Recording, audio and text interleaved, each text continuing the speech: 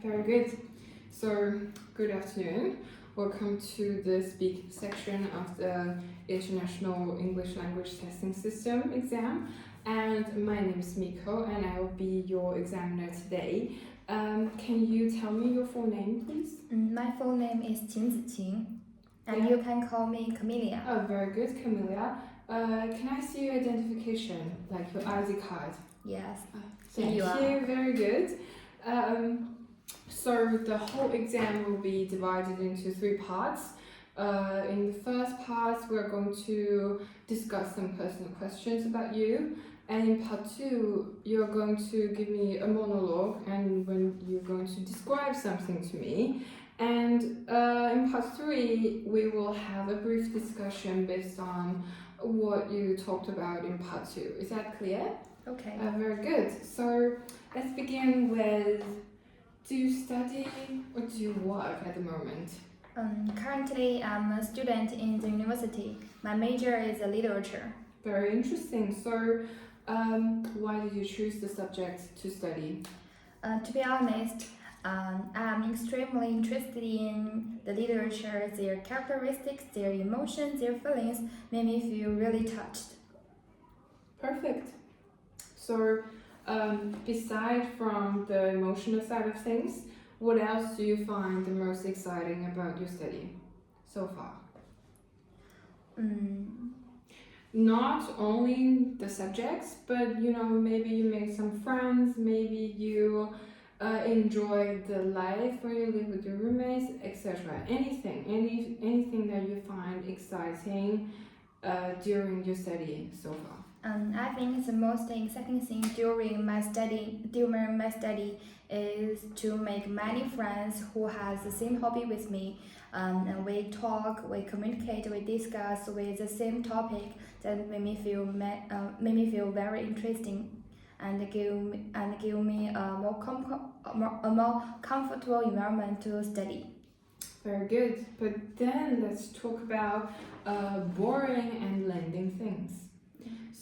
So as you said, you are a literature student. So have you borrowed books from others? To be honest, I don't like to borrow books to others because I think it's very private. It's not a good option to lend your own books to others because it's very important whatever in your study in your own life. So I think it's not a good choice. Okay, so you never borrowed books from others, but what about money? Have you ever borrowed or lent money to others?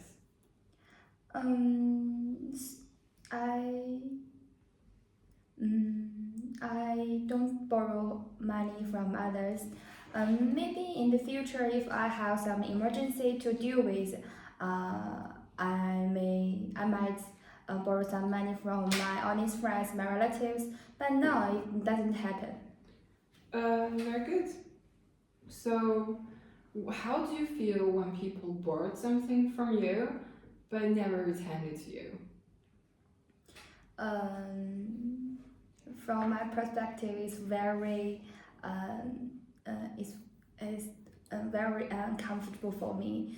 Maybe they just borrow a pen or a ruler, but they don't return them to me. Which made me think very they may be very rude. Oh, they could be very rude. So very interesting answers. Then let's talk about going out. I mean, not just physically going out. It generally means hanging out with your friends. So, do you always take your mobile phone with you when you go out?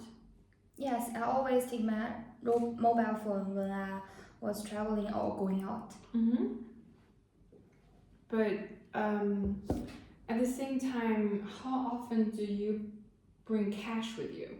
And how often do you use cash actually? Actually, I don't use cash for a long time. From the time that the many application come from, such as Alipay and WeChat Pay. understandable, like a normal, like a normal human being. Very good. So let's move on to part 2. So now I'm going to give you a cue card, and I would like you to talk about it for 2 minutes. You have 1 minute to make some notes if you want to. So let me find a piece of paper. I'm sorry, maybe you can use the back of this one. Sorry about it. So in this part, you will describe an occasion, because we talked about mobile phones, right? Now maybe you could describe to me an occasion where you're not allowed to use your mobile phone, and you could tell me when it was, where it was, and why are you not allowed to use your phone, and how you felt about it. Right? This is a cue card. Okay. I'll remind you if your time is up. Okay.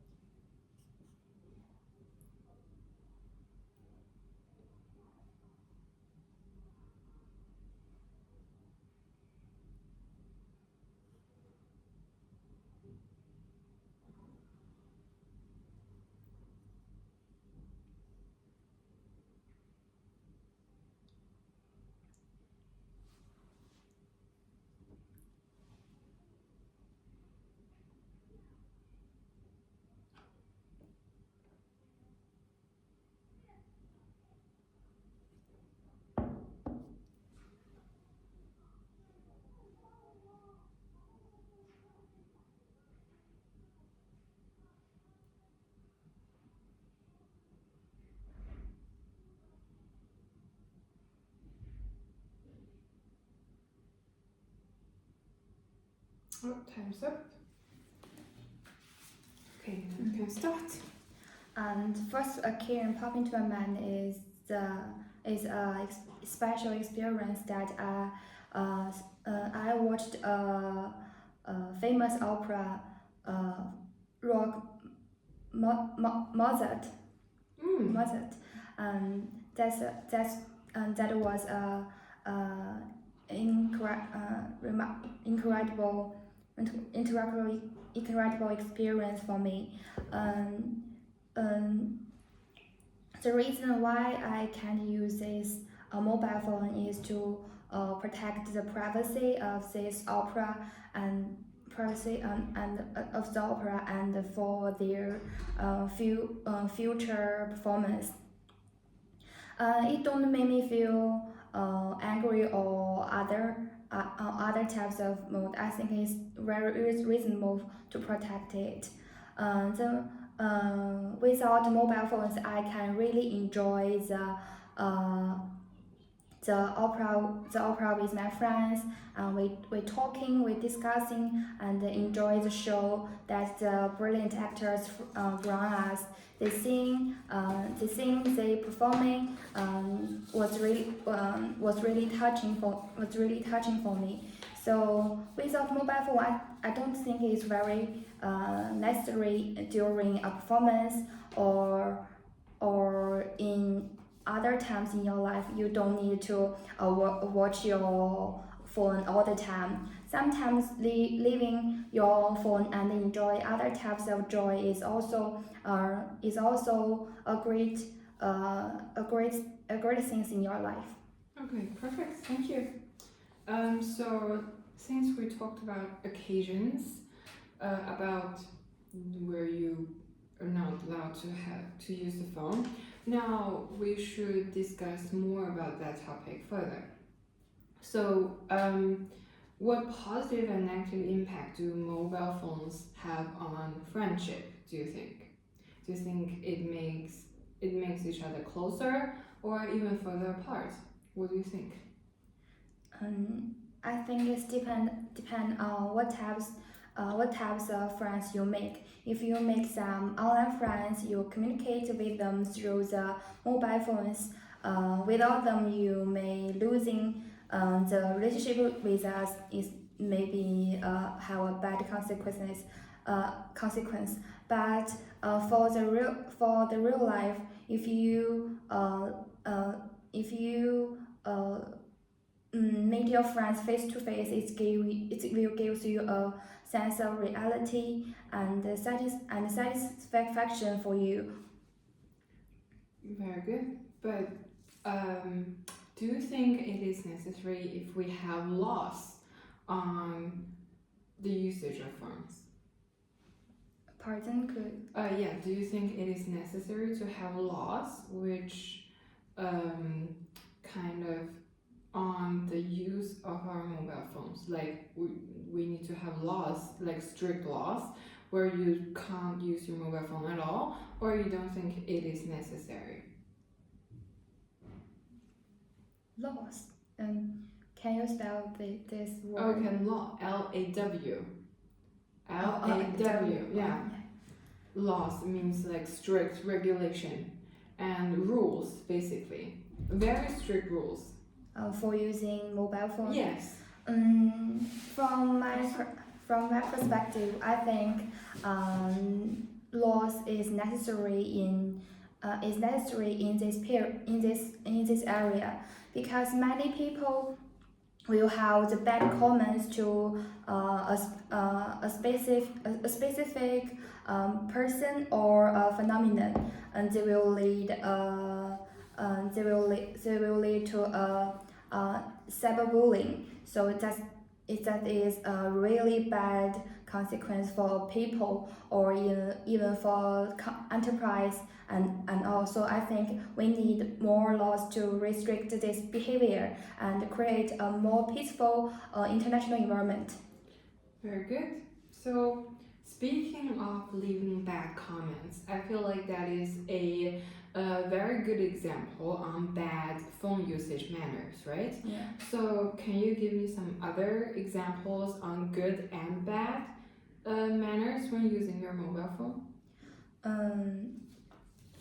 When you browse the videos through the applications such as Twitter, TikTok, everyone like to make some comments under this.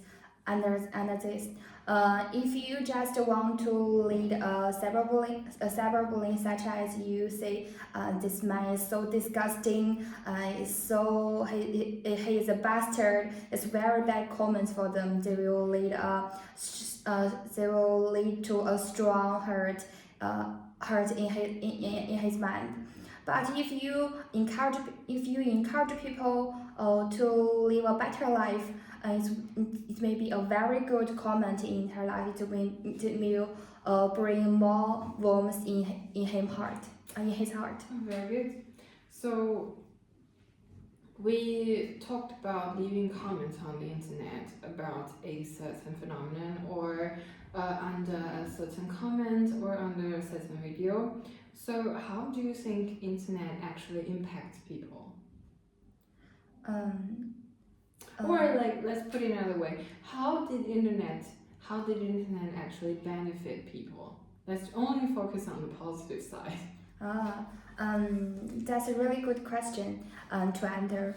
From my perspective, there are a lot of advantages that internet brings us, such as we can get updated information, we can read the different news from all around the world.